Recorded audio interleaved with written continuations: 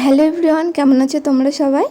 এই যে এটা হচ্ছে এপ্রিল মাসের শেষের দিকে, প্রায় মানে আর 2-1 দিন হলে এপ্রিল মাস শেষ হয়ে যাবে। তো এখন আমার কাছে 2টো ড্রাগন ফল ধরে রয়েছে।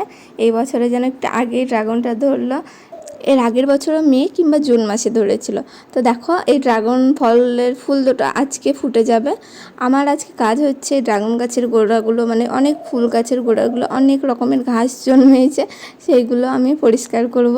এখানে একটা পেয়ারা গাছ দেখছো, এই পেয়ারা গাছটা সে নিচে থেকে আমি তুলে লাগিয়েছিলাম এই ছাদে। বেশ বনসাই লুক দিয়েছে আমি এই পেয়ারা গাছটাকে।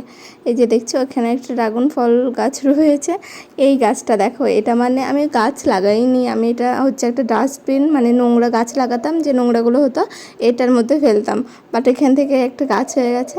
আর এই যে আমার বেলি ফুল গাছ, এটা ভাবছি নিচে নিয়ে যাব, মানে আমার ব্যালকনিতে, কি ওটা ব্যালকনি তো, বাংকার নিচে সানসেটের উপরে রেখে দেবো, যাতে সুন্দর গন্ধটা আমি পাই সন্ধ্যাবেলা।